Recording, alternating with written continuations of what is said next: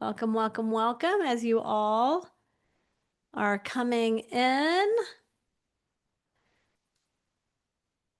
Okay, happy summer. I mean, if you're where Susan and I live, she's in Michigan, I'm in Cincinnati. It is officially summer because school's out here, right? That's kind of what dictates summer, I think. And Uh, here it's just hot today, so not And it quite. is hot, although it's going to cool off again. I need to know in the chat, do you have cicadas? Are you like me and you're living in Cicada City?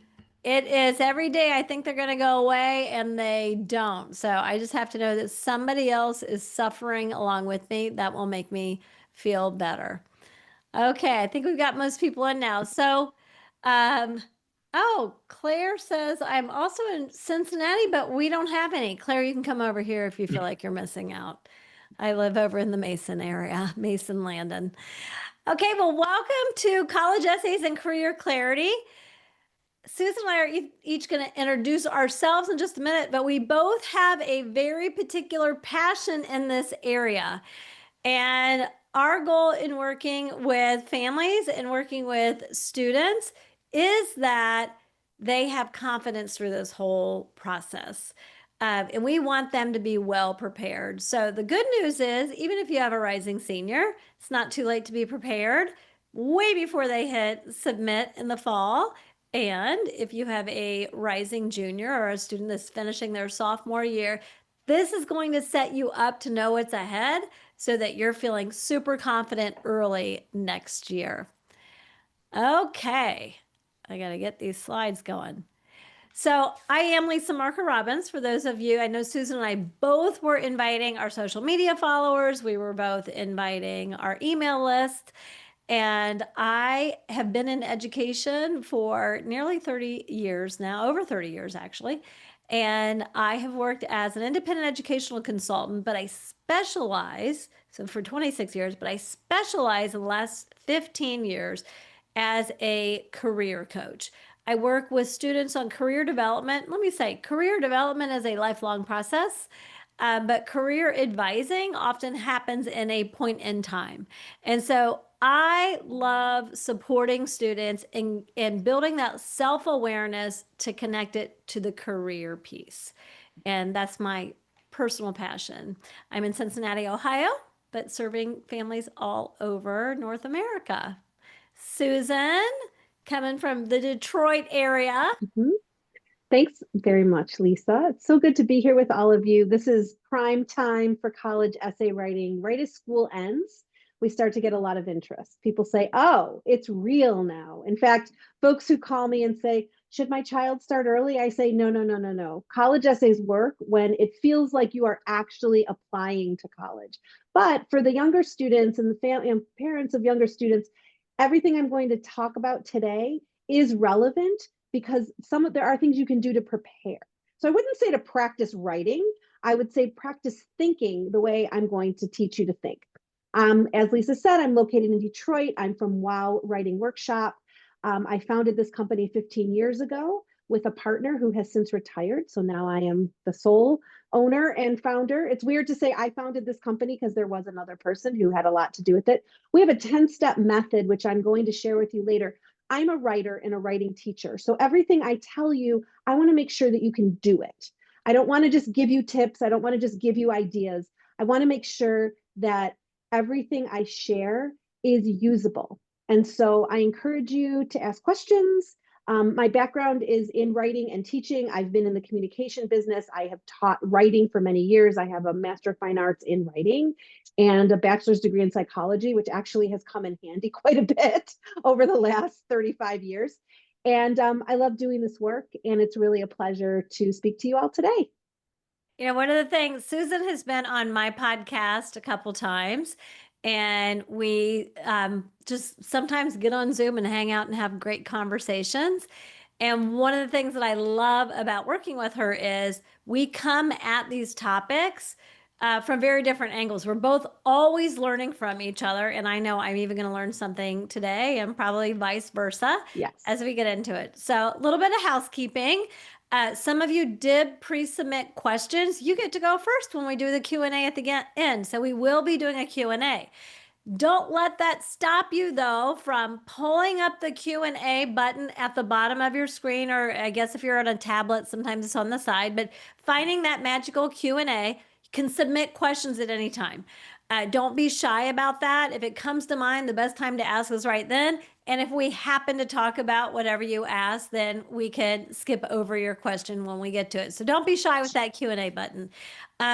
Try to use the Q&A for asking questions. Try to use the chat to talk about cicadas and summer and all the fun things that we already have going on over in the chat. So don't hesitate to send something in over there. But it is easiest for me as your moderator if actual questions go into the Q&A feature.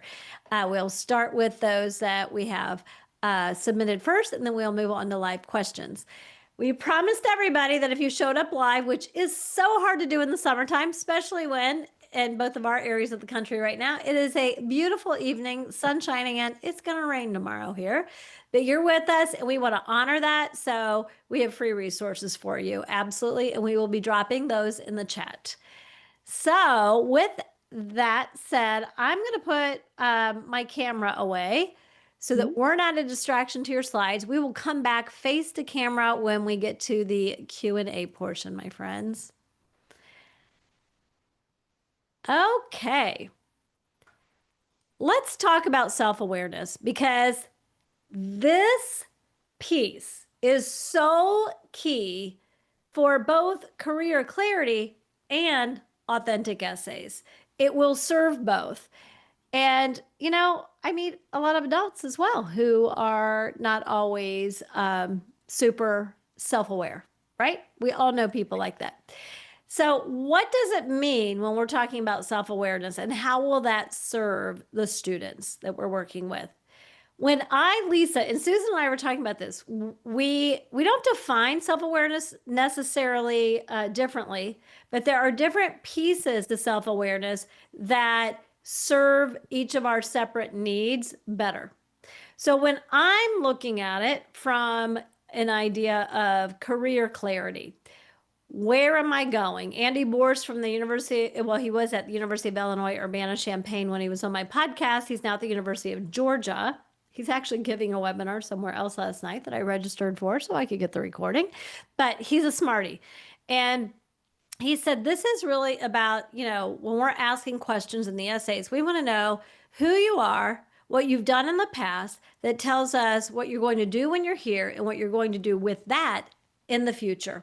And you have to have great self-awareness to be able to express that to us in the essays that we ask. When I'm coming at this from a career clarity standpoint, when I talk about values, there are lifelong values and there are situational values, right? As a teenager, you might not say that your parents are a big value to you. As a 56-year-old, I sold a company a year ago because I wanted to be more available to my aging parents. So values can shift, but we have some core beliefs that drive us. And sometimes this is a matter of semantics as well. Motivations are, what are the things that I'm interested, motivated to do, or the things that I even avoid are keys into what motivates me. When Lisa, am talking about strengths and aptitudes, I talk about soft skills, hard skills, academics, where I have talents that show up in my grades and the rigor that I take. A lot of people, I find, when they are talking about career clarity, they will go straight to, well, what class am I good at? And then choose a major that sounds like that class. My experience has been that that is setting students up for failure. And that when students do that, they end up making big swinging changes, 180-degree moves when they are pursuing different career paths.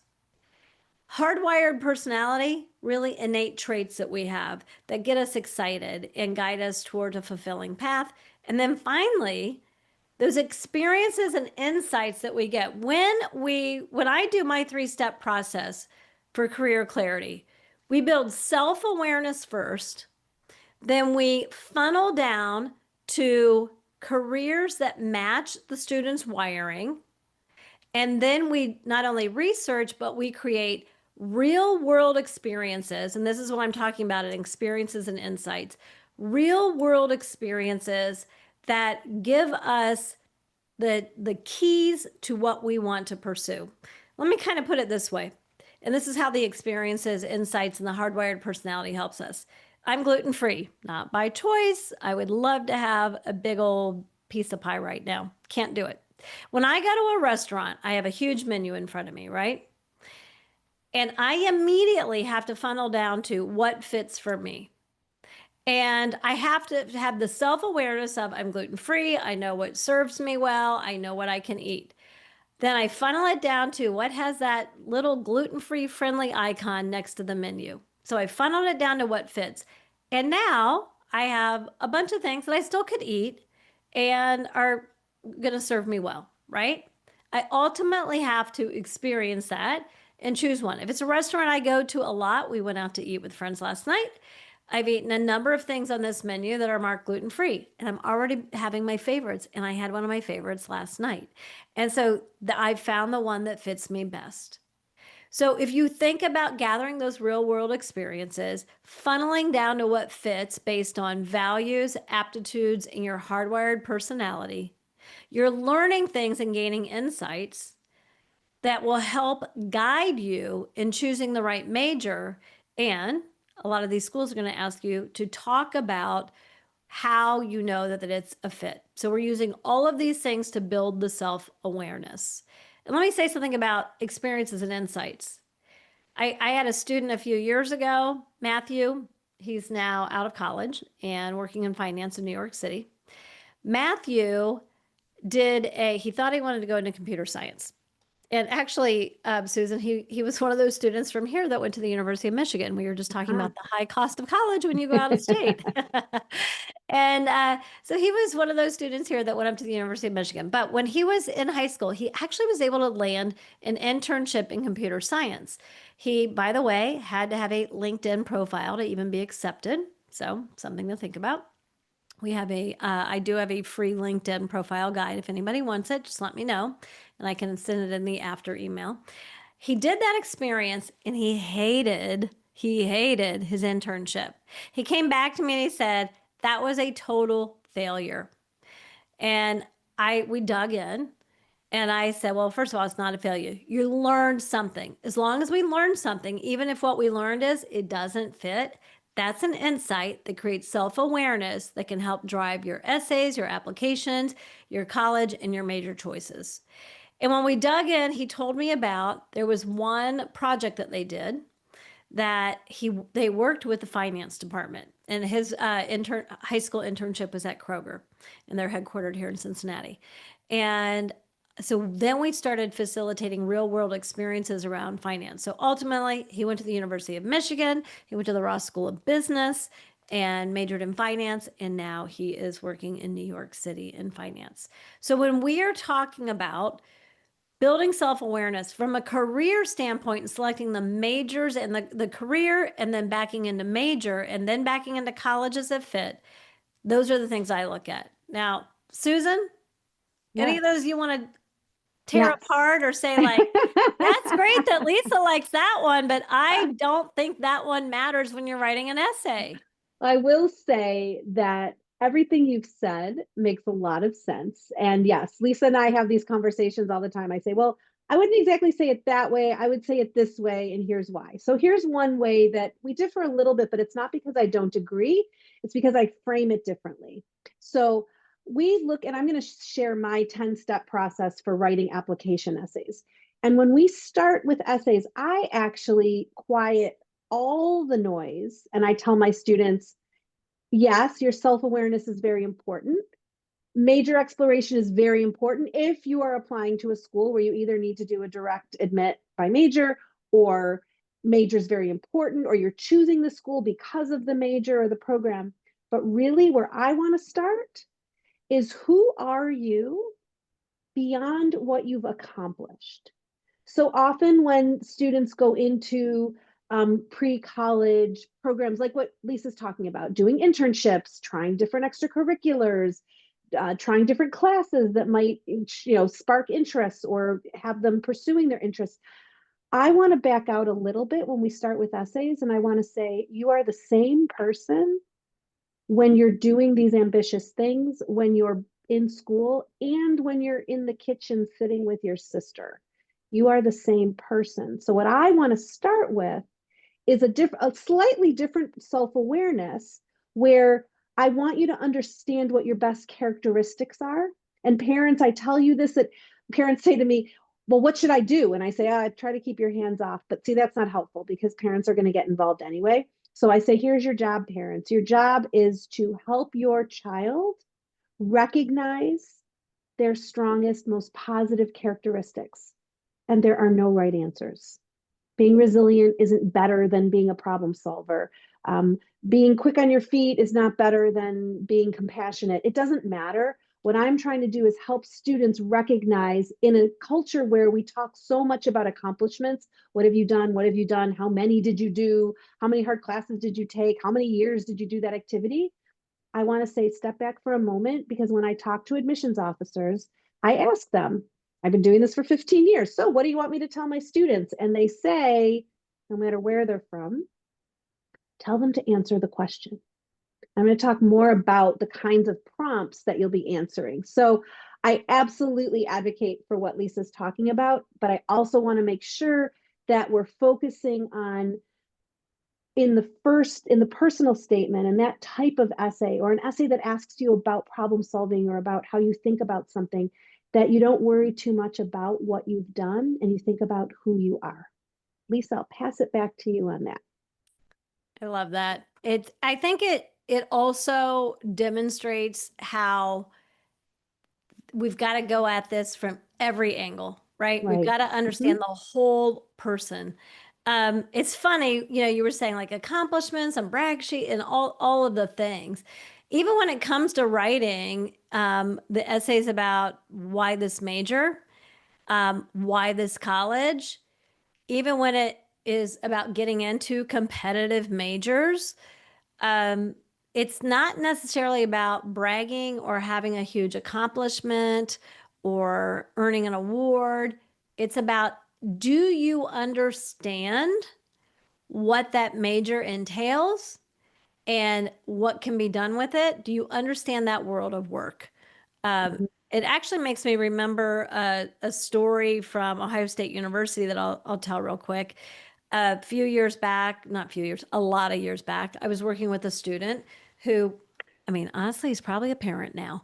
It was long enough ago. He was admitted to Ohio State. He was admitted to engineering, and he was invited that February after to compete for an engineering scholarship. And those of you that listen to me a lot and attend my webinars and listen to the podcast might have heard this story before, but just bear with me for a sec. And they said, write a personal statement before you come. Be prepared for an impromptu interview, and then they were going to have to do an extemporaneous writing assignment as well and do a tour. I mean, Ohio State was trying to sell them to the students, and the students were trying to sell themselves to the school. But the student was like, I already wrote a personal statement. What am I supposed to do? And when we asked Ohio State what he should write about, we said, well, they already have his personal statement from the Common App. Yes. Okay. So all you said was write a personal statement. We're going to guess you want something different. What do you want?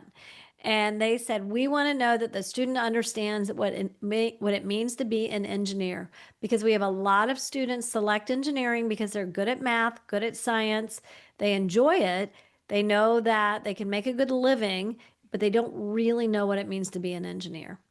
And so when we're asking students to write even about accomplishments, the accomplishment doesn't have to be an award. It would be better to be able to show that you have understanding of yourself, the school, the major, and the career. And I I think love that that goes, example. I'm sorry to interrupt yeah, you, but it's so good because that is when we have students, and I'll talk a little bit more about this when we have them writing why this college, why this major, why this program. And I tell them, don't just tell the school what they already know about themselves. Tell them demonstrate that you understand. It's a dating essay. It's not I like movies and you like movies. It's, well, what if I like horror films and you like indie films? Like this is not compatible. So really, like you're saying, dig down, go deeper, and really show that you know what you're talking about. And that is more compelling. I can't imagine that anybody would have students writing impromptu essays anymore. Well, like I said, he's probably old Long time enough that ago. he's a parent. I love But it though. I Good love story. the story and it's never gotten old because, and I've had it verified time and time again by like podcast guests and people that I talk to in admissions, other IECs. So let's talk about how admission by major works. Because the reality is it fluctuates, but it's usually right around 71% of students attend public universities. So if you guys even want to tell me in the chat, um, do do you know the difference? Don't tell me this, but does your student intend to apply to a university or a liberal arts college? And this is where we need to talk about how admission by major works. Susan Yeah. said earlier, hey, if the schools you're applying to admit directly to major, or if major plays a role, or if they have really competitive majors that are hard to get into, which we do have breaking news from Indiana University that I'll tell you guys in a second. But um, those schools, 71% of the students that attend public universities, those are the schools that are typically going to be admitting some or all students directly to a major. They will ask students, not all of them, but they frequently ask why this school, why our school, or why that major at our school. Some variation, there's dozens of variations. And go ahead and answer me in the chat. I want to hear. A liberal arts college is not usually going to ask that question. They are more flexible. They are not admitting to majors. But the reality is 71% of students who attend school, attend post secondary ed, are going to go to a university, or a university, period. I should have said university on this slide, not public university, but a university, not a college, not a liberal arts college. And it looks like the people who are answering in the chat are saying yes, university. This is where it matters. If you have a student who's going to apply to a smaller liberal arts college or a medium-sized liberal arts college, the major piece has less impact or no impact. And the Common App personal statement is really where you're going to want to focus your writing, because they're not going to ask things like why that major. We did a research project, which there are 50 state flagship universities, 50 states, 50 state flagships. And we asked the schools that if, how are students admitted? Are they not admitted to a major at all? They're just admitted to your university. Are they admitted to, everybody's admitted to a major, or are some majors direct admit and some not? And it's kind of complicated. And what they told us, 84% of them said that choice of major is a key factor when they are looking at students. It often plays a hidden role, frankly. I had Rick Clark. He used to be director of missions at Georgia Tech. Now he's like, they changed his title. He's in a new position. I think it is strategic enrollment or something like that. But I had him on the podcast. We recorded back in January. I think this came out in April. And he talked about at Georgia Tech, where they don't admit students directly to major, but they do require students to write this is why I invited him on. I said, Rick, you don't admit students directly to a major, but you have them write an essay where they have to explain why they're choosing, why they listed on their application an intended major, and how they know it would be a great fit. And I said, that's so confusing to me. Can you come on and talk about it? You guys do not want to miss that episode. Go back to episode 169 of College and Career Clarity, my podcast. If you don't know my podcast, College and Career Clarity, where he does a deep dive on talking about this. And by the way, I'm going to give you two pieces of breaking news to tell you that things are always shifting in this piece of the puzzle. Susan, yours is more stable. Mine shifts a lot more. Yeah. Writing is writing. Everybody has to do the personal statement. But at Georgia Tech last year, about a year ago, they made a decision that not in word, but in practice, they made computer science a direct admit major. So if a student doesn't apply to computer science as a first time freshman during their senior year of high school, when they submit their application, they can never switch into computer science later. It's a closed door. That is the case for that same major at University of Illinois Urbana-Champaign, or nursing at Creighton University, biomedical engineering over at Johns Hopkins. Computer science is almost that way at Maryland. It's getting that competitive. The breaking news that I wanted to share with everybody is Indiana University just announced, and it's not even on their website yet, but they are increasing the rigorous standards for students who don't get admitted to business. They're not direct admits to business, but they're offered pre-business. They are increasing the standards that have to be met to move from pre-business into the business college. And there are students, Susan and I were talking about when we got on, I said, you're not going to believe what I just found out yesterday. Because what they did was they just announced it this week. And there are students who are seniors who already committed, and they already told other colleges no. And this is why Andy Borsch said it when he was on my podcast. Go to the colleges that want you there, that admit you to the major. If the school does direct admit and you aren't directly admitted to the major, go elsewhere. Now, we took all the data from the 50 state flagships, and we have a free resource that I'm giving you, which helps you understand how admissions by major works, when it plays a role, when it's difficult to change into a major. IU is making it very difficult now to change into business. When it's easy to change majors, we're very transparent with the data set, and we're giving you all of the questions that how you can write an email. I'm giving you what I call swipe copy. So, Susan, you're probably not a fan of swipe copy because you like original writing That's as a writer okay for this yourself. purpose. But for For this this purpose, works. this is allowed. Even Susan says it's allowed. You copy my email, personalize it a little bit. You can send it to any college to figure out how the listed major on your application is going to affect your chances for getting in. So, free resource for everybody. Now, there's the role that they play saying, what have you done, so that we know that this is a fit. And then there are competitive and restricted majors. So what we just found out from IU is business is now becoming a pretty restricted major. Some of these open only to first year applicants. And why do they do it? Not because they don't like kids. Believe me, Susan, me, anybody who works at a university in admissions, they like kids. They want to see people be successful, but they have to have quality control and meet capacity. What would you feel like if they let you into a major and you couldn't get all the classes in to graduate in 4 years? And parents, you probably have budgeted for 4 years. When my kids were going to college, we were budgeting for 4 years. I wasn't planning on 5 years per kid, 6 years per kid. And so they need to set you up for success, and they're not doing it to be mean. They're doing it to serve you. And I'm going to say it again, go to where they show you the love. So that's how admission by major works. Now, what I want to do is turn it back over to Susan so she can begin to talk about the different essays that your kids are going to have to write. And then we're going to take it over to the why this major or why this university essay. All right. Well, okay. So let's talk about two different kinds of essays. There's a personal statement. Most schools use the common application right now. Now, both of us are based in the Midwest. I work with students all over the country and all over the world, just like Lisa does. I do have a lot of students who apply in the state of California.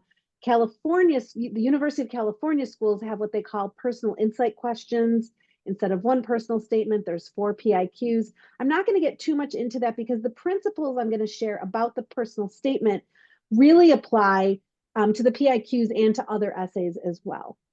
Personal statement, the common application, it is used by, I don't even know what the number is anymore. Have we reached, I don't know what we've gotten to. It's over 1,000. It's over 1,000. When it got past about 800, I said, I'm not counting anymore. It's a Oh, lot. I quit counting at 1,000. I did count all the way up to 1,000. So it's a lot. And I have very, very rarely found a student who is working with me, who is not using the common application. If it is available to you, I suggest using it because it's the same application. It goes to every school. And for the schools, it's easier as well. There's standard information everybody needs to know. And then there's a section. I'm going to say something about the common app. There is writing hidden in the common app.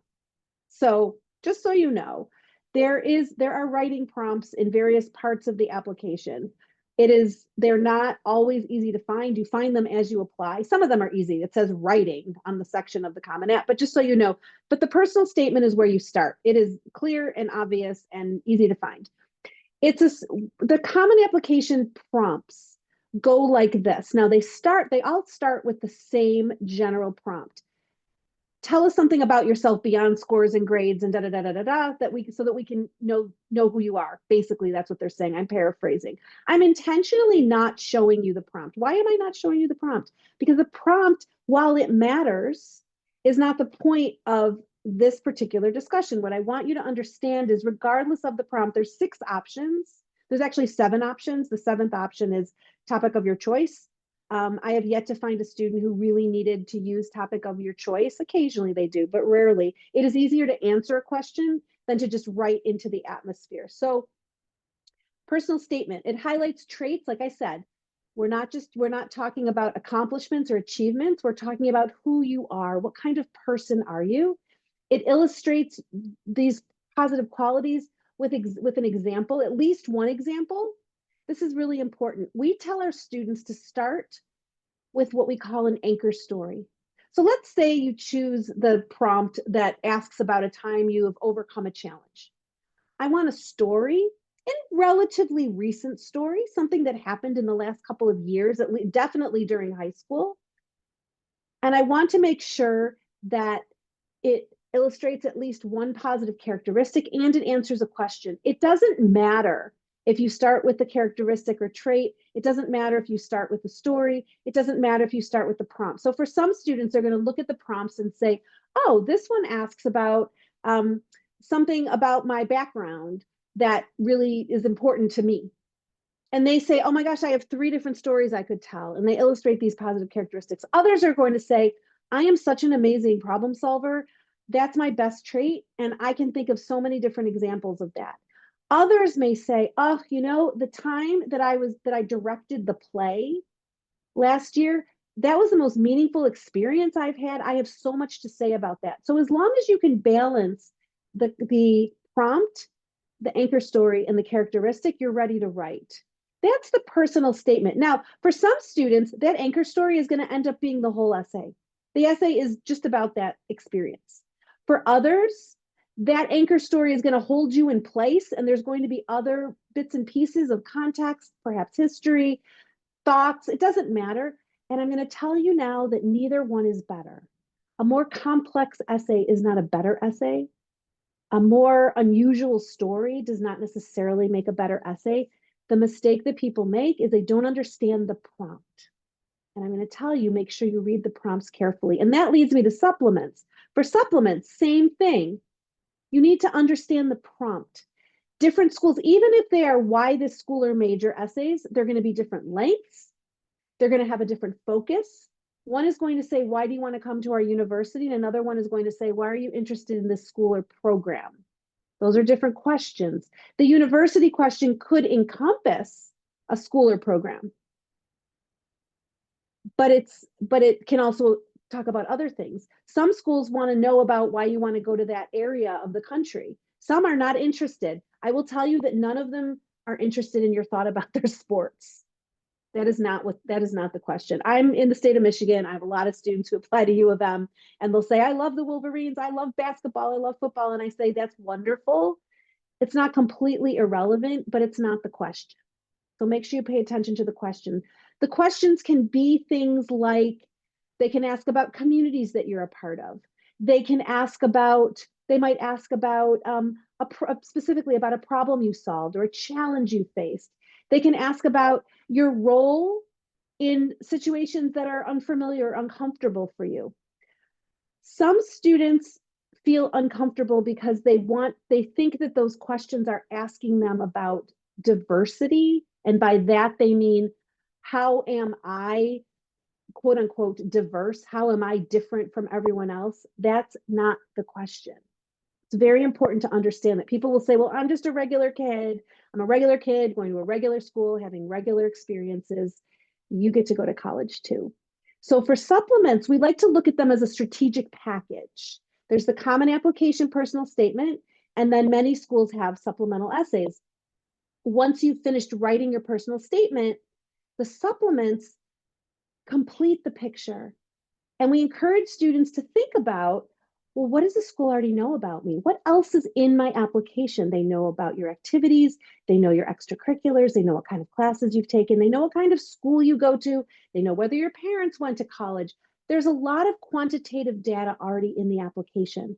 So we encourage students to use these essays, whether there's just a Common App personal statement, whether it's University of California and there's 4 PIQs to answer, or it's Common App personal statement plus one or more supplements. Think of them and how they work together and how they paint a picture of who you are. So that's the basics, Lisa. You want to talk about why the school and major next? Absolutely. I All I right, want to tell a really quick story about please. a student. In this again, this is somebody from years past, Mm-hmm, um, who even before DEI was really in the news, now or earlier. So this is prior to COVID even. mm-hmm, She was applying, she was white, upper middle class, and was applying to Ohio State. She they have a scholarship called the Morel Scholarship up there, and it is about diversity, and it's worded in a unique way, and it's in the Common App. You can check off if you want to apply to it and see how it's worded. She had started a film club, so she was very passionate about film. Started a film club while she was in high school. They did a project with her film club to help admissions recruit. She went to a private high school, recruit students. The admissions actually used her film that they created to recruit underserved populations that looked many different ways. And they were able to have a more diverse student body because of the recruitment that they had using what the film club that she started did. Oh, man, fantastic. And she got the Morel Scholarship, which is a full ride.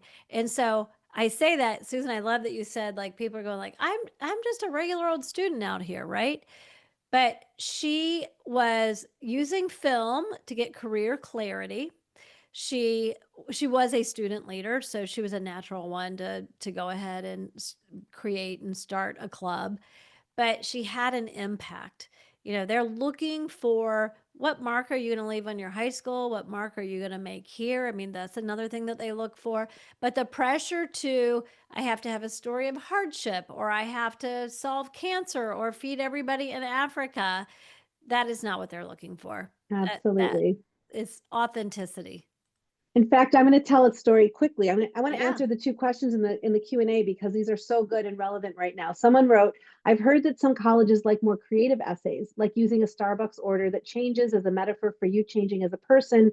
Is it a good idea to try to emanate something like that?" I will give you the one word answer. No, don't do that. So why am I so emphatic? Creativity isn't wonderful. Creativity is fabulous. I love creativity. I am a poet. I teach creative writing. I'm all about creativity. That's not the question. The question is actually quite direct. Who are you beyond what you've accomplished? And the students who answer it in their own voice, in their own words, and don't try too hard to be clever have the best chances of having that essay make a difference. The essay is not going to vault you over the wall. The first thing you need is clarity about what schools you are applying to. You need a good list, and then the essay can help.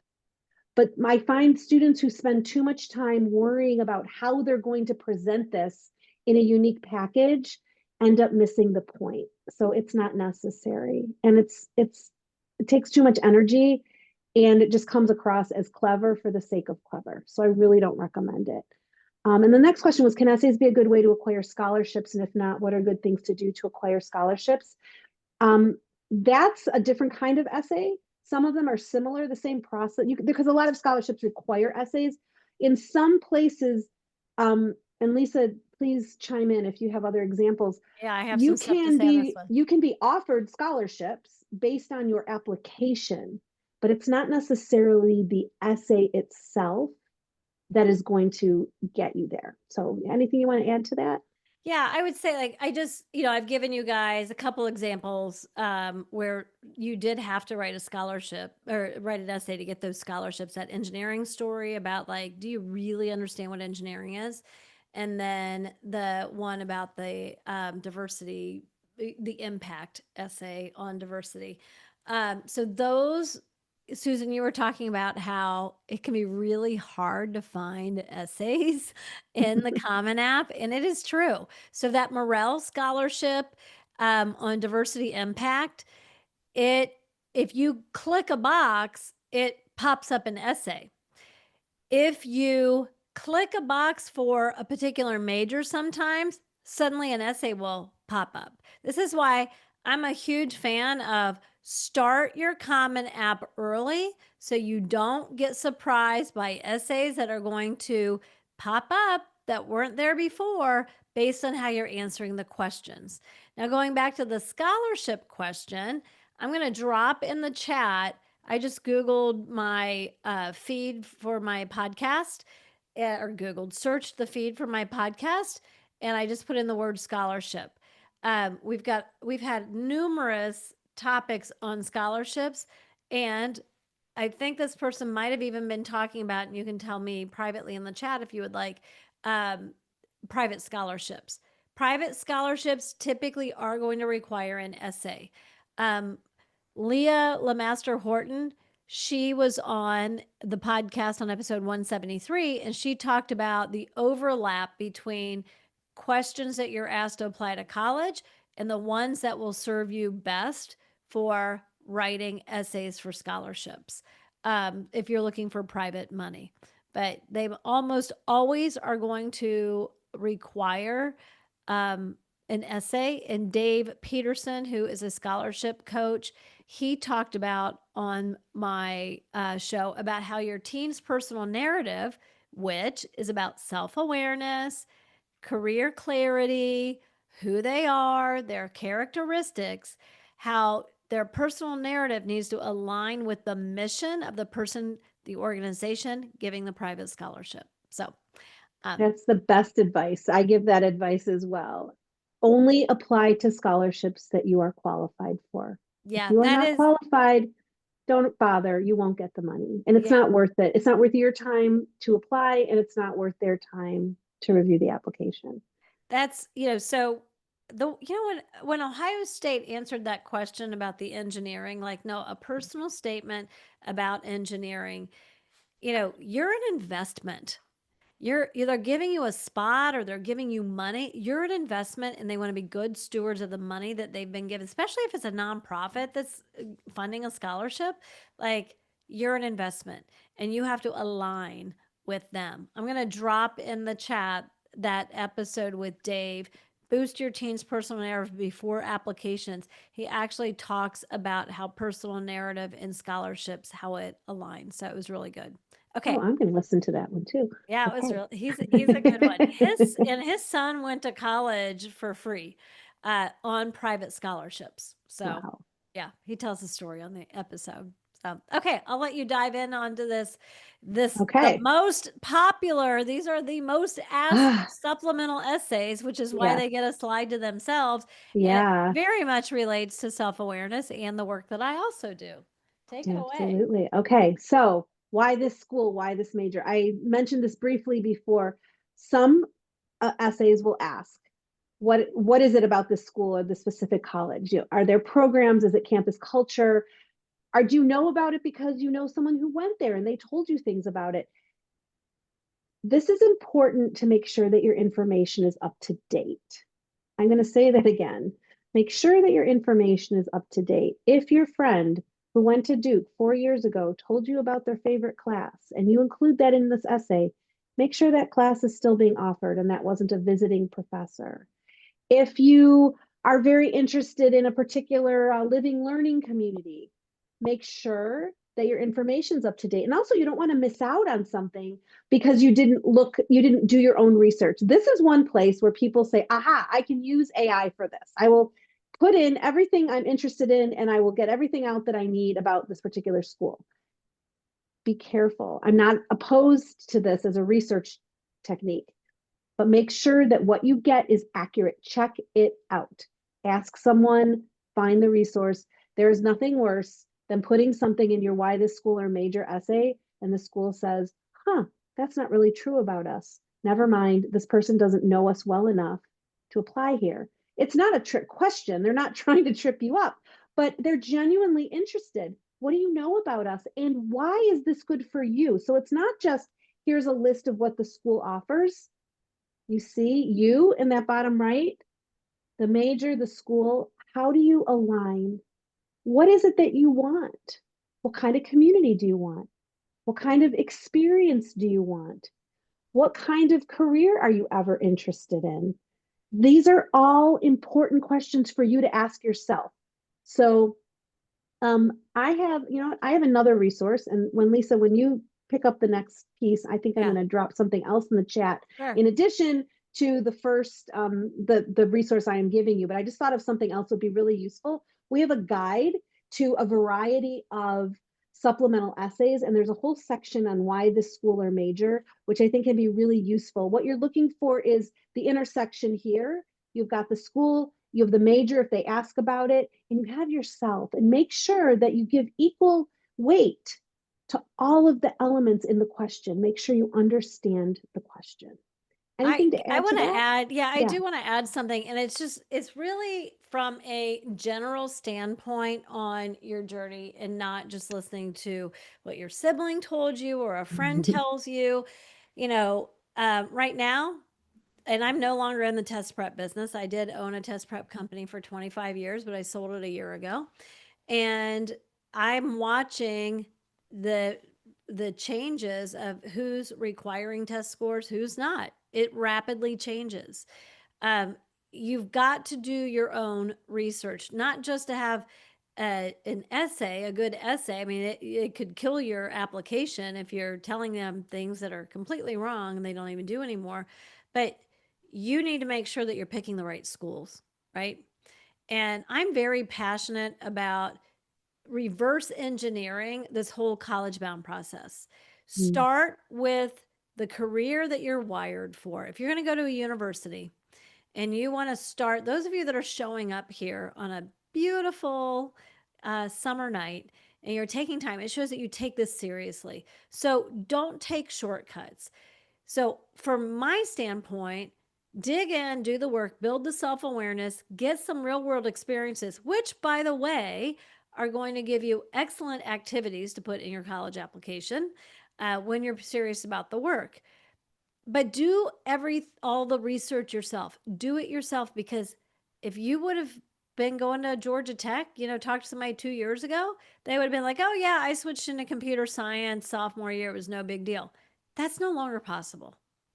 If you talk to somebody, Ohio State University switched back to requiring test scores this fall. Well, if you talk to somebody from last year, oh yeah, it was no big deal. I tanked my ACT. I didn't even take it again. I got into Ohio State. That can't happen anymore. So you've got to do real time research, my friends. Don't take somebody else's word for it. We had a great question that goes along with that somebody just popped into the chat. Tracy asked, do you ever tell them to use ChatGPT to verify as long as it's sourced? So, and when you were talking, Susan, about Hmm. making sure you've got the Yeah. details right, Right. that's when Tracy dropped that into the chat. Ah, And yes. so I know it's related to that. Yeah. ChatGPT is okay, but you've got to verify it on the college's website. Yeah. It's why I take a little bit of issue right now that IU is sending emails to students announcing this new higher bar to get into business. Almost, it seems like they're almost eliminating the option for a pre business major, but it's not even accurately reflected on their website yet. But it will be by August 1st. That's usually when Right. things are updated by. But I would not use ChatGPT. I remember I was buying concert tickets for a concert this summer, and I was trying to figure out if I, between sections like 800 and 900, I'm sorry, 700 or 800, which would give me the better view of the stage. And I was asking ChatGPT to help me figure out what section to buy, these tickets in. And ChatGPT was wrong because they assumed ChatGPT thought that it was going from stage backwards, so that the 800, it would go 700, 800, 900, when it actually was moving horizontally 700, 800, 900, gave me completely wrong information. So low bar. It was only about concert tickets. I did catch it and I did my own work and I corrected ChatGPT and it just couldn't figure out how it was wrong. So no, I would not rely solely. It's getting better, but I would never solely rely on that. Verify everything on the school's website or email admissions, or here's something Yeah. crazy. Pick up the phone and call them. Call. They will talk to you. I mean, They this want is to what I talk think to is you. important. They want to talk to you. There are people in an office waiting to answer your emails, waiting to answer your phone calls. And in most areas, depending on the school, of course, and depending on where you live in the country, you have a representative. Now, some of your representatives might cover 3 states, and some of them might cover your, 3 schools in your general area, depending Right. on what school it is.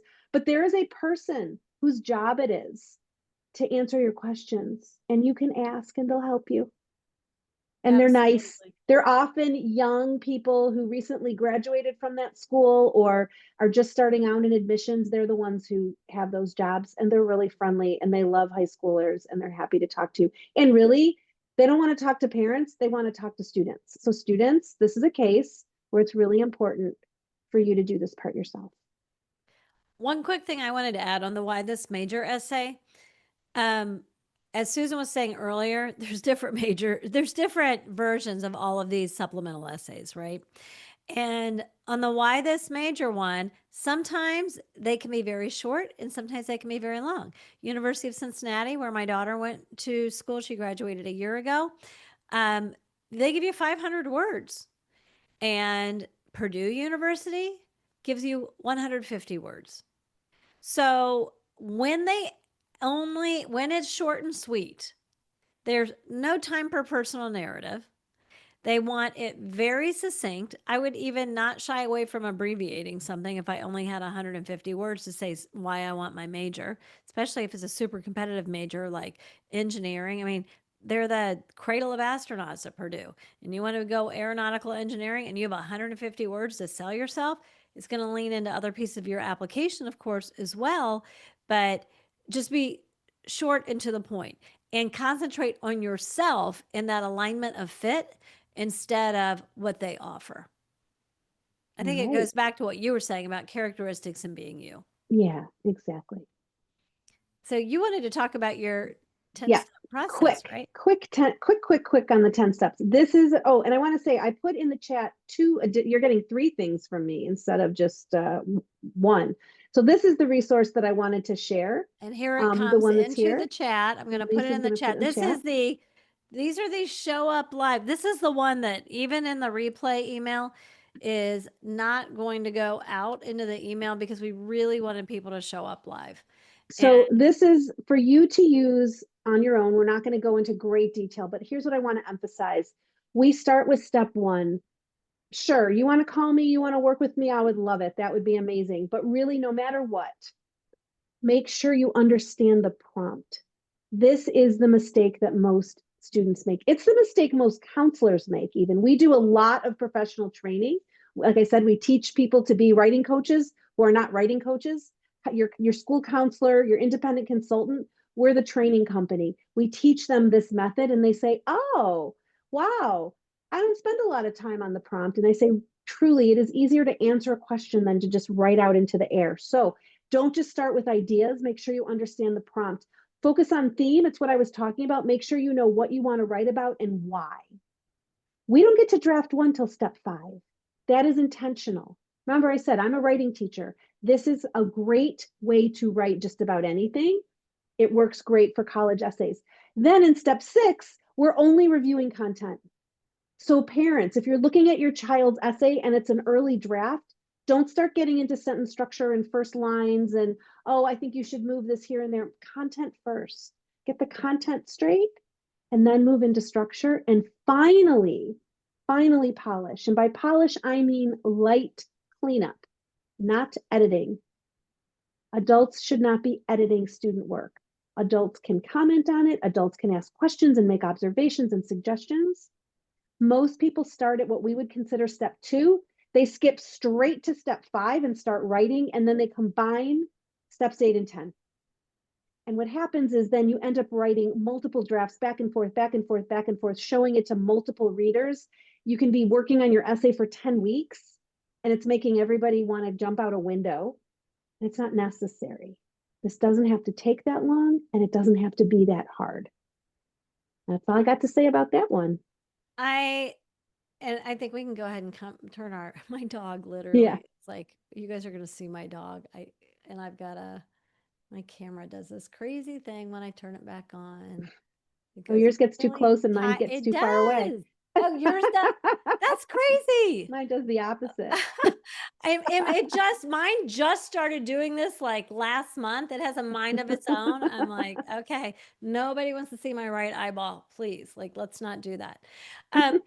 We were talking about before about how you share this information, but for most people who don't have context, they need the context. So that's why we decided for the people who showed up live that they would get their own copy of this and be able Yeah, to download it and use it because it's got great context. right. For anybody that's watching this on replay, Susan you have a quiz on your Yeah, page, and she is happy to give this to people, but it needs to have context yeah, to add exactly. value, which is why we had this as a show up live Right. bonus. And I do want you to know that there's a second page, everyone, which it's a fillable PDF. You can print it out, you can use it on a screen. Write in, I encourage you to take your time and write in how you are going to do each of these steps. If you don't know, then talk to someone, get some help, get some support. I mean, these are the steps we follow, but it's important not to skip them and not to go, like I said, don't go straight from idea to writing to just revision back and forth. It is very hard to revise your way out of a poorly conceived idea. So make sure your idea is solid before you start. Great advice. So let's give you guys a timeline before we do some more Q&A. When it comes to my piece of this, I get asked all the time, and we actually have a quiz like, are you too early? Are you right on time? Or do you need to get hustling? Those are the 3 outcomes that we have for my quiz. And so, believe it or not, I will tell families like, hey, it's a little early. I have a core belief that we need to allow freshmen to be freshmen, that they need to adjust to, a lot of them came from a middle school that they were on a team of students. Now they're switching periods 7 times a day, seeing they have teachers that aren't necessarily communicating with each other. They've got increased rigor. They're trying to figure out how they want to get involved. And so let's all let freshmen be freshmen. And of course, they can be developing those awesome writing skills at the same time while they're a freshman, but we don't want to put undue pressure on them. The reality is, and this is what I was trying to share with you guys with the admission by major data and giving you that data set that we did from our research project and my swipe copy email to go find out the information for the other thousands of schools yourself. You don't want to do it for all thousands of schools, but is there are very real deadlines, and the decisions that your student is making as early as when high school starts does impact what their options are when they're applying to college and when they get to college. So there is I'd like to say earlier is better. There is a too early. Freshman year, if somebody said, hey, can we enroll in your Launch Career Clarity course? I would say, like, I won't say you can't, but I'm going to do everything I can to talk you out of it, right? So that's not good advice. By end of second semester sophomore year, most students are ready to start digging in and doing the work. And it's not intense, right? When we start early, It doesn't have to be intense. We don't have to be pressured. We don't have to be dragging our kids along. There can be flow to this process. And so that if you start at the end of 10th grade, that would be Lisa's utopian society that will never exist. You would never feel rushed. You would nag less. Your student would feel inspired and get excited about the work that you were doing. The deal is by August 1st, heading into senior year, if you're applying particularly to a university and the Common App has a required question on it, it's what major are you applying to? It can be worded a lot of different ways. It can say what major are you applying to? It can say what is your intended major? That's how Georgia Tech and Tulane and schools like that word it, who don't admit directly to major, but major still impacts whether you get in or not, which I still philosophically have a huge problem with, but I don't run all the universities in the world, do I? Um, you need to know really by August 1st so you know what essays you're writing, so that you're not getting surprised the week before and you click a button and then all of a sudden another essay comes up. So that's my goal for you guys, is to support families to help their students have the self-awareness to funnel it down to a shorter list of careers that fits the hardwired personality, to then explore those with real world experiences and research so that then they're ready to go ahead and take it away, Susan. Write about them Right. and do all the things. Write it. Yes. So we say, like I said this very briefly earlier, don't start too early either. It doesn't matter. It's not worth it. You'll end up rewriting. So right in the summer, we say after school ends, after the APs are over, if you're in an AP school. Once the seniors are gone, it becomes urgent. It becomes real for juniors. Anytime after that, keep doing your research, write your personal statements. The supplements don't become available generally until August. Some schools will tell you early what their questions are. They'll put them on their website, or they'll say we haven't changed them from last year. But the common application doesn't go live until August, which doesn't mean that you can't set up an account and get started. But the supplements are not going to be available for most schools in June. You don't have to write them yet, but you can do your activities, you can answer other questions. And then in the fall and winter, submit. Pay attention to deadlines. Some schools in the Southeast have October early deadlines. If you're not in that part of the country, you may not know that.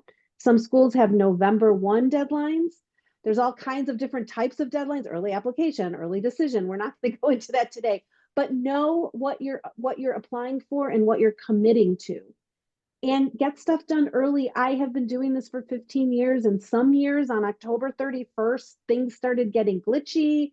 Students are up all night trying to get in by November 1st. Don't don't do that. Just be done early. Make yourself a schedule that gets you done early. Trick yourself into it. Motivate yourself into it. And also know that regular decision is a great thing. You do not need to submit all your applications in November, other than the fact that when we tell students to try to get done before Christmas, you don't want to go into your break and still be applying to college. I mean, a lot of students are, but it's nice to be done between Thanksgiving and December so that you can enjoy some time off. Senior year should also be fun. It shouldn't be completely consumed by applying to college. I want to say to add two things about the timeline. I do have a previous podcast guest on if you have a student who wants to be a pilot and they want to become, there's a lot of pathways to becoming a pilot. I'm a big one about like figure out the career, know the different pathways to get there, and then pick the one that aligns with your aspirations, your budget, all the things. One of the ways to become a pilot is to do a professional pilot's program, earning your 4-year college degree. Those programs usually require an application by mid-September to be submitted. You will miss out on those spots. If you are going to have anything that you have to audition for, musical theater, performing arts, earlier is better because they're going to have earlier deadlines. The university deadline is going to be different than the deadline for that major. So individual majors do sometimes carry special deadlines.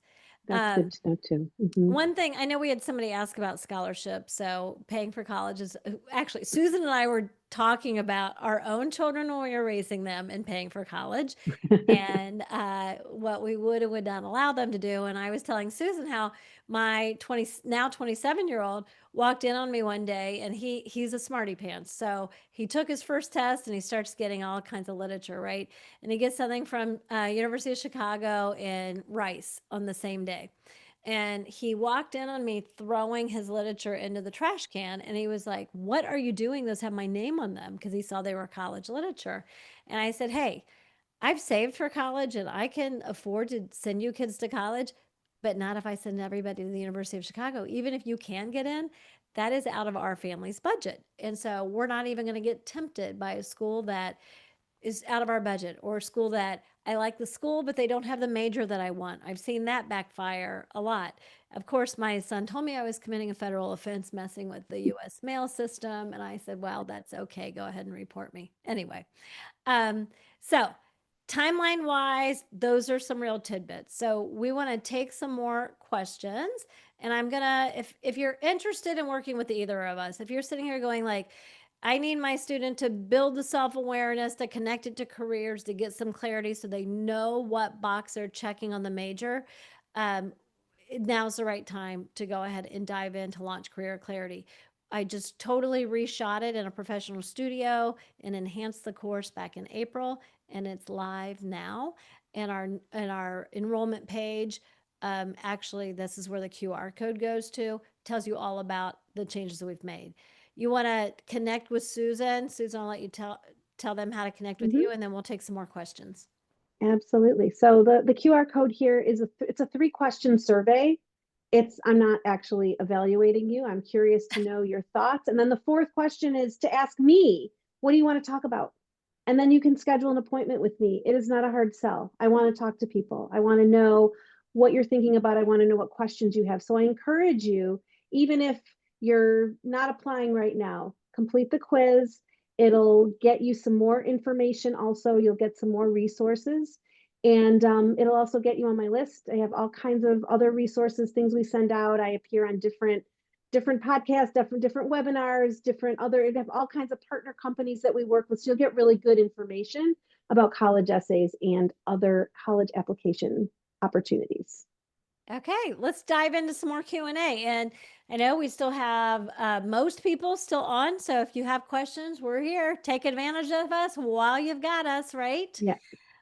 Okay, first question I wanted to do you have, and I think we both are going to have something to say about this one, Mhm. Susan. Do you have some students write supplementals prior to August 1st if they have a varsity sport like football? Mm.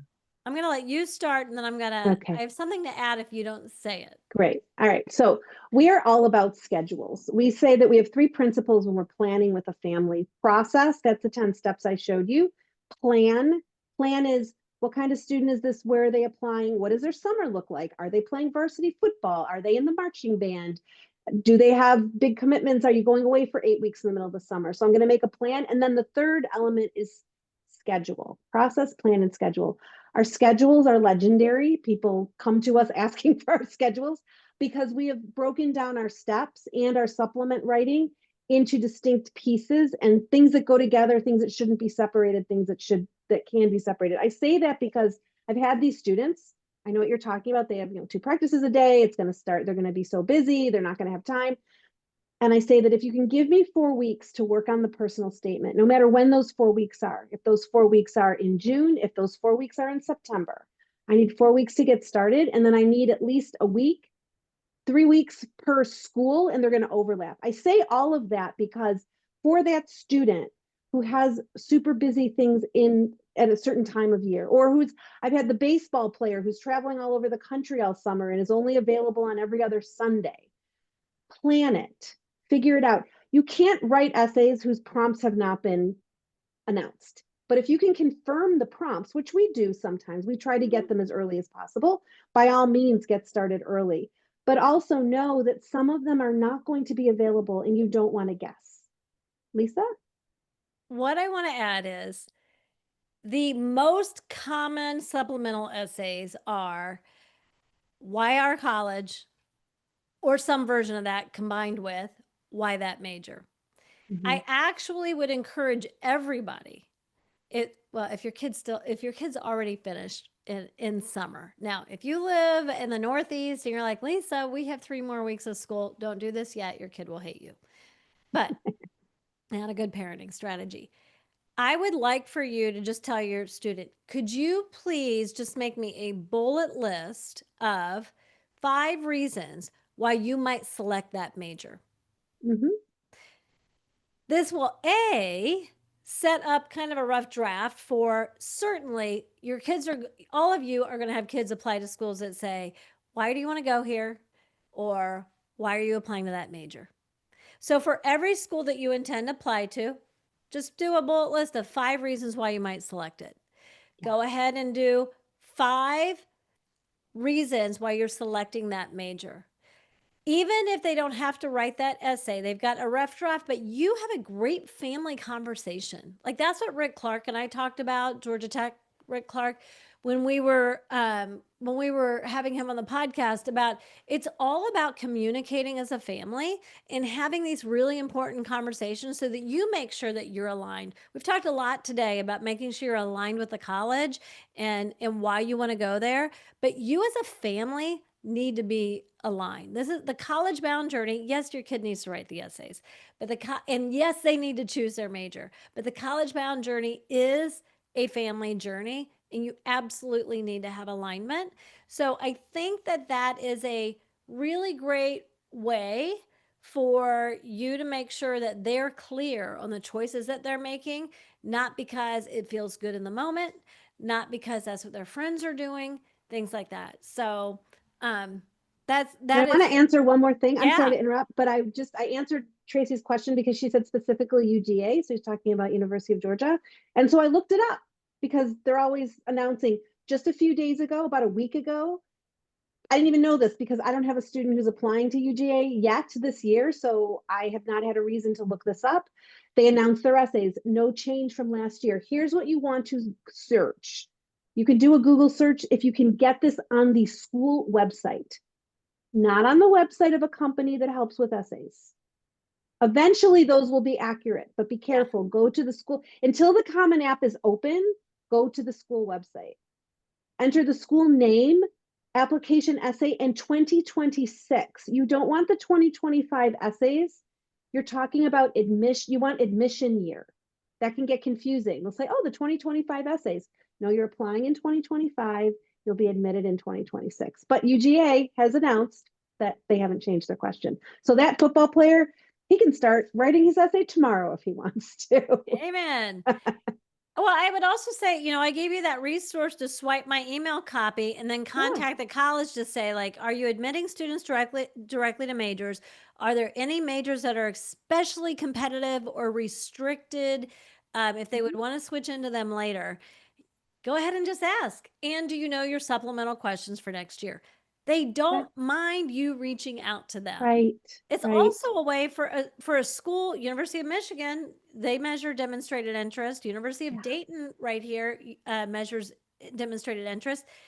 Asking questions that are not readily answered on their website is a way to show them, like, hey, I like you. And they want to admit students who they know already like them.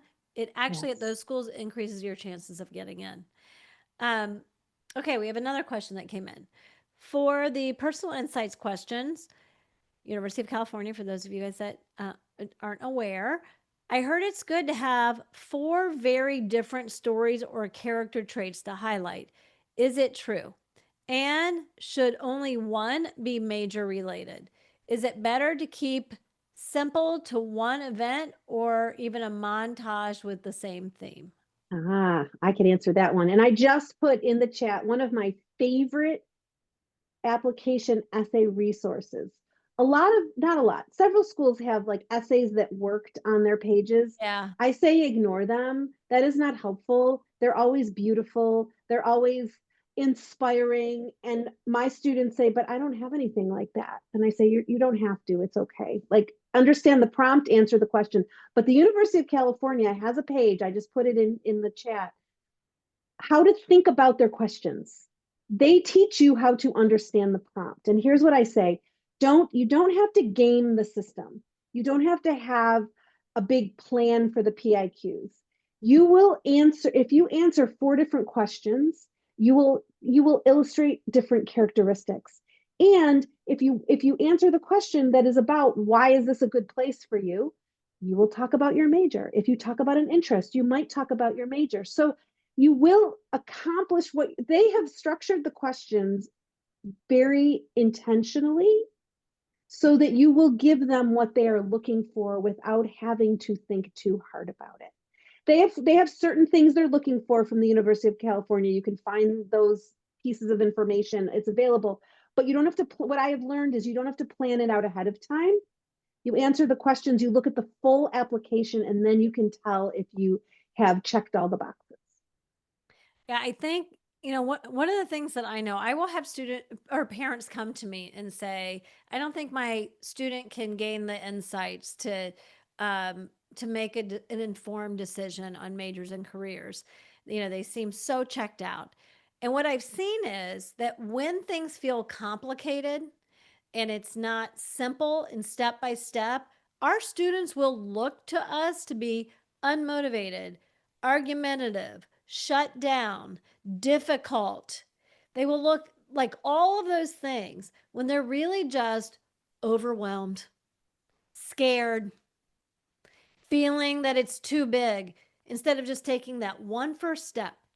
And I think this works. This is why, Susan, I love your 10 steps. I love you saying people tend to start at step 2 and jump up to 5 instead of starting at step 1. And that's the same thing that we do.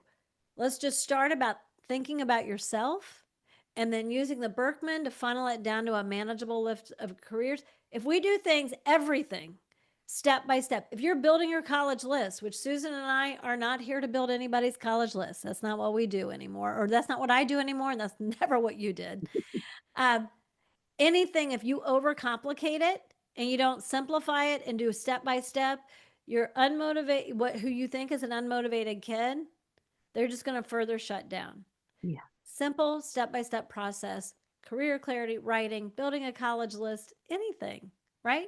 Just Yeah, like if you're absolutely. I mean, keep when we learn, we find that if we lower the stakes, we get better results. Our first exercise, even before the first step, is 10 minutes of writing about your morning. Why would I do that? I've done it for 15 years. I have looked at different exercises. I've tried different things. Nothing works better than this. Why? Because it is a no stakes exercise. Everyone can do it. If you went to sleep, you woke up. And so everyone can do it. And it gives me a taste of the student's voice. Then I can see what do they sound like when they're not trying to impress anybody.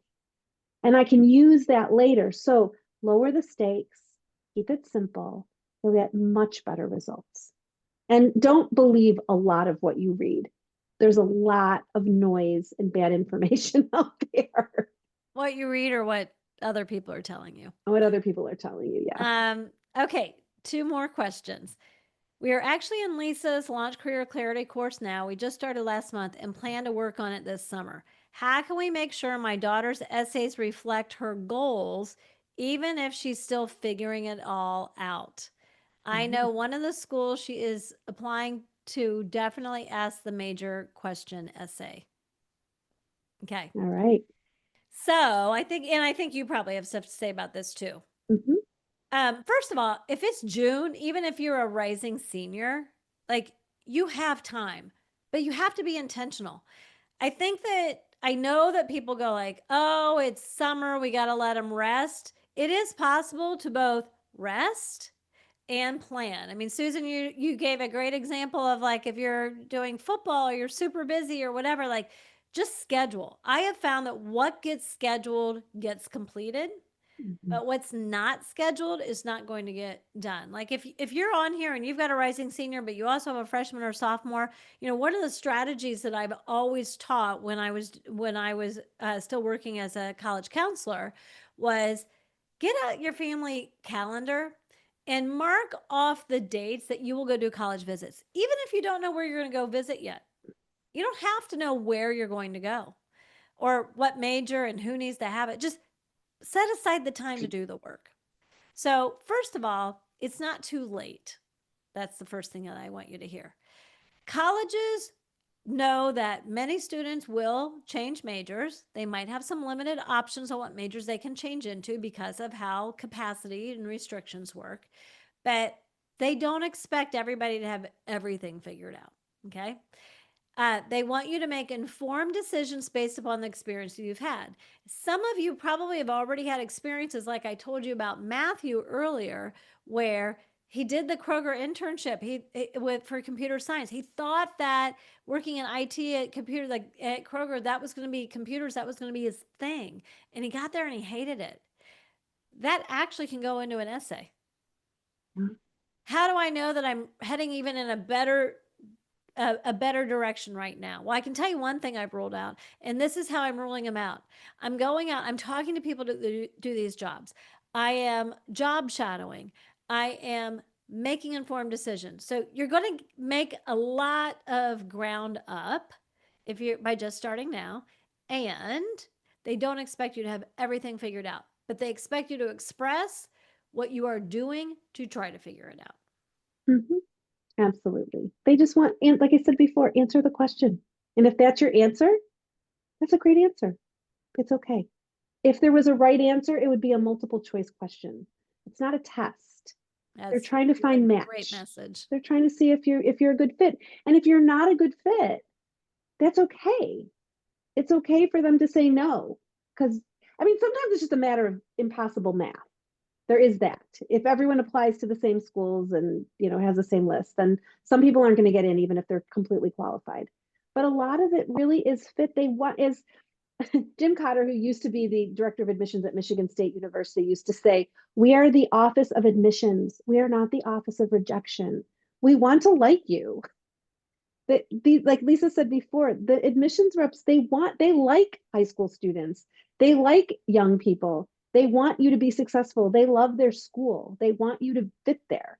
But if it's not a good fit, whether because you haven't had the time to think about it or you just what you want isn't what they offer, better for them to tell you up front. And there are plenty of schools for kids who don't have clarity on career and major. There's lots of places you can go to school and explore, and that's okay too. But if there is something that you want, then you want to match with that. That's why that's why I give away. People have asked me, like, why are you not charging for that 50 school data set and the swipe copy and the worksheet and the teaching video that you have? And I'm like, because it's this important that everybody gets the right information so you can check for alignment. So 16% of the schools said, really, major's not going to, nothing you put in this around majors in your application is going to impact whether you're going to get in. There's no hidden impact at our school. These other schools, as Rick and I discussed, there is hidden impact, right? Yeah. And sometimes it's not even hidden. Sometimes it's direct impact. They're admitting directly to a major. But there can be an impact, but you might want to look at liberal arts schools. You might want to send the email that I'm encouraging you to send to find the schools who are going to be friendlier for students who are less clear. Mhm. Absolutely. There Two you more go. questions that have come in. This is what Susan talked about on the podcast with me most recently, but I'm going to let Hmm. you say just a few words about it, and then I'm going to drop the podcast episode in the chat. Okay. How can I use AI to help me with college essays? Okay. Mostly, I'm going to say that AI can't help you with college essays because all it can do is find what already exists on the internet, and you're not out there. So, since you're not out there, it can't find you. That said, people are still going to try to use it, and you are going to see there's been an explosion of AI can help you write your college essay resources out there. Princeton Review is doing it, Kaplan is doing it, small startups are doing it. I've heard school counselors talk about it. Here's the issue: all that AI can do is do things that I teach counselors not to do, but it can do it faster.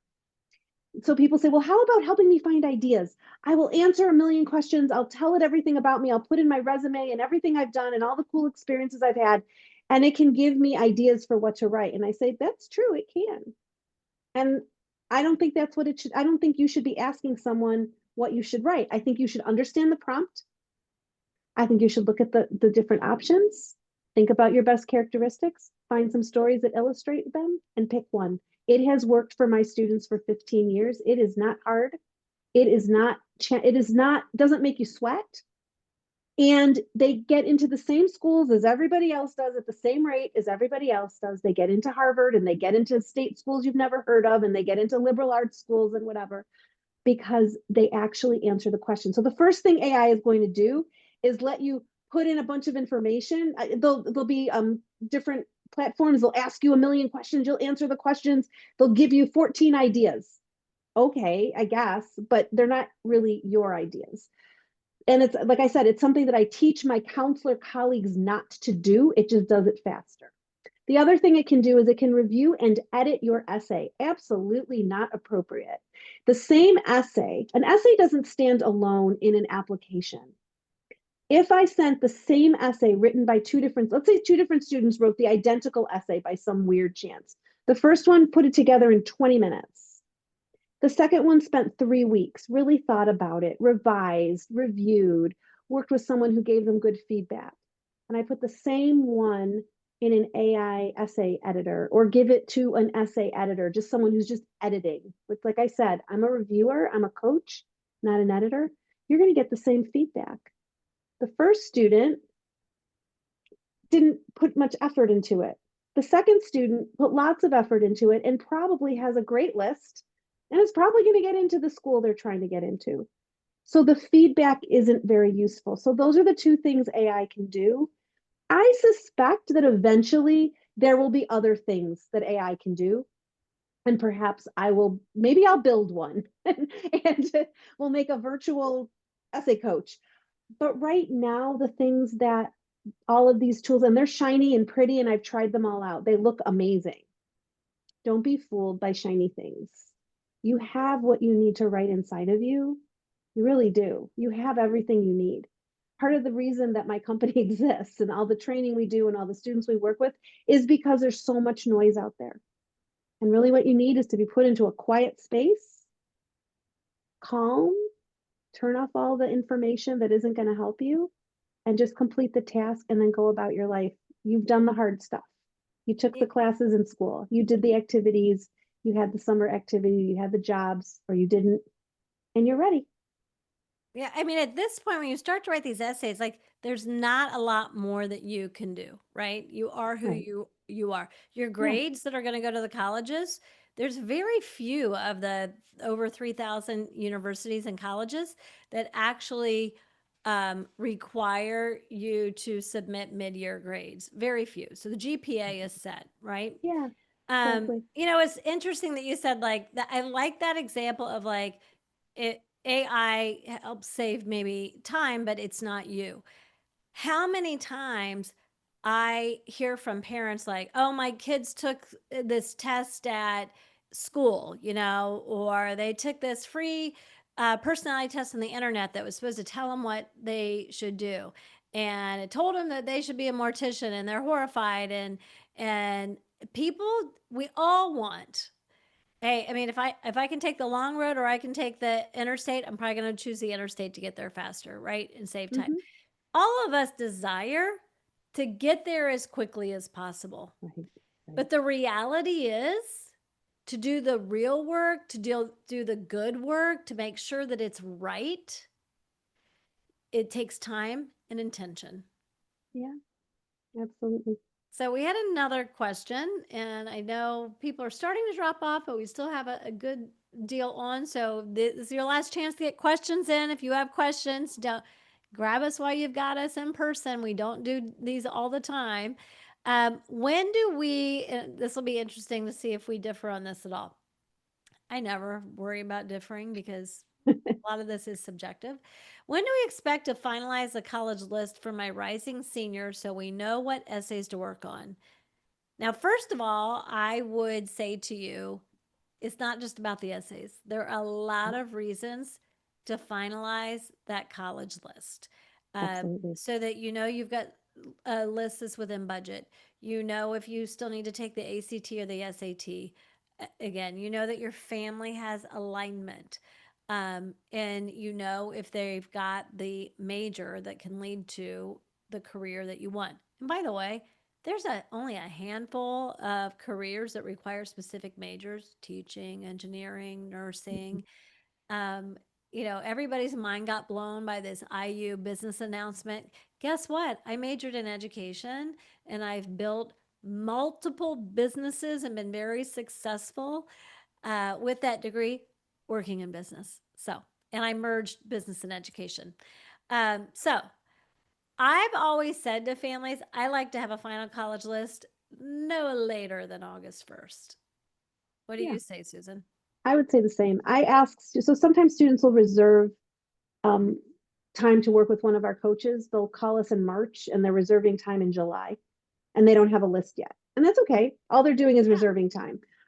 By August, I need them to be working on essays. I don't want them to still be evaluating. Now, often what will happen, maybe not often, but enough that it is notable. Students will have a list when they come to us and it's too long. Their list has too many schools on it. They're too ambitious. And they'll say, like, I'm going to apply to these 15 schools. And I'll say, I'm going to help you with the first four. And then we're going to talk about whether you still need to work with me. They get through, they have all their essays ready. Now they're just doing variations on a theme. It's not that complicated, but they get to a point where they realize that maybe I don't need all these schools, that there's some that are sort of, they're too similar and I really prefer this one. I encourage students to have lists around the same time if possible because it tells me that they have put thought into it, that it's not a random list of schools. They actually know. And I ask them, why are these schools on your list? Why do you want to work on these? And the ones who can articulate that tend to have better essays and better results. They're more Mhm. likely to get in, unless the reason is, well, these are the top 10 schools in America. And I say, you better put something else on your list. A few things. I had a family one time that reached out to work with me as a college counselor for them, not on the career piece. And as we were interviewing each other, because I would make sure Mm-hmm, that there's fit on both sides, I said, they said to me, "We're going to apply to all the Ivies," and I was like, "Well, then we're not a great fit." Because those schools, it is an athletic league. They are very, very different yes, from one yes. another. NYU doesn't have a campus. It's in an urban setting, Yes. and Cornell is like farmland central, right? So that was a flag of like a list that doesn't fit. Mm-hmm, I did want to bring something up real quick, and we just had another question come in that I meant to say earlier, and I didn't want to talk over you. You had said like, hey, there's schools that are going to require October deadlines, November 1st deadlines. I piped in with, if you're going to apply to a professional pilot program, you need to be mm-hmm. ready to hit submit by Labor Day, really. There's other exceptions. The University of Arkansas shuts out of state applications for popular majors sometimes as early as mid-September. Right, Um, right. but do keep in mind, you said, regular, and I agree with you, regular deadlines can be fine. However, at state universities where early action deadlines are Mm-hmm. tied to merit money, you need to Yes. not apply regular. So Thank Ohio you for the State, reminder. yeah, Yes, Ohio State's a good example. absolutely. Well, you're Mm-hmm. coming at it from the essays and I'm coming at Yeah, it from the other stuff, but yeah, um it like at Ohio State, you don't get money. University of Cincinnati, I'm just talking right. about schools in my neighborhood. You're Yeah, not going to be considered for money if you don't meet their early action deadline. absolutely. And no, that's very important. And there's schools that will say, well, we're rolling admission, but applications open, they start to be read on a certain date, Yes, then be in by that date. by the reading date. Yes. Yeah, And be in nobody by the starts reading date. reading applications before mid-September. Quite No. frankly, we're all at NACAC Right. annual conference Yeah. around September 20th, and they will Yeah. start reading after that. I think Yeah. this next question's for me. Okay. And we'll wrap it up with this one, Yeah. I think, unless somebody pops another one in. Do you help students identify the list of colleges or expect the students to come up with that list? So I know for sure Susan does not help people come up with a list of college because she's never been a college counselor. She is a Right. professional writer and she coaches writing. Um, what I help students do is I give them a methodology for finding the schools that have their major. I do not help assist you on finding schools that are within your budget. So my program will not look at all those other factors. But the list that you'll be able to generate after going through my program is I can for sure know who has the schools that offer the credentialing that my student will benefit my student in getting to the career that they've identified. So we're going to identify the career. The outcome will be identify the career, and you'll know schools. Or I mean, we even work with students who go to a trade school. They'll know where they can go to school to get the education they need to do the job that they've identified. But my podcast guests can help you figure out paying for college and colleges and budget and things like that. I concentrate really on that career and major piece. So, anybody else? Susan, anything to add? Nothing else. I say this all the time to my students, to potential students. You can do this. You're Yeah, qualified to do this. You did the hard part. You're in high school or you've gone to high school. Trust yourself. absolutely. And So I thanks for had the a lot of opportunity. well, this was fun. And I had a lot of people ask about replay who are like, I'm going to register, but we can't be there Mhm, live. We are going to put this on the resources page of my website. mhm. Susan and I will email out everything but our show up live. I'm literally going to take the chat and download it, and I will put all the links into below the recording and in our follow up email. So we will email you once I have this uploaded to the website. I can't Great. promise that'll be tomorrow, but I will try to get It'll it be on our done. site too. It'll be on Yep, our social media. So you'll be able to find us. Thanks. easy. Okay. All right. Thanks, everybody. Take care. Bye. Bye bye.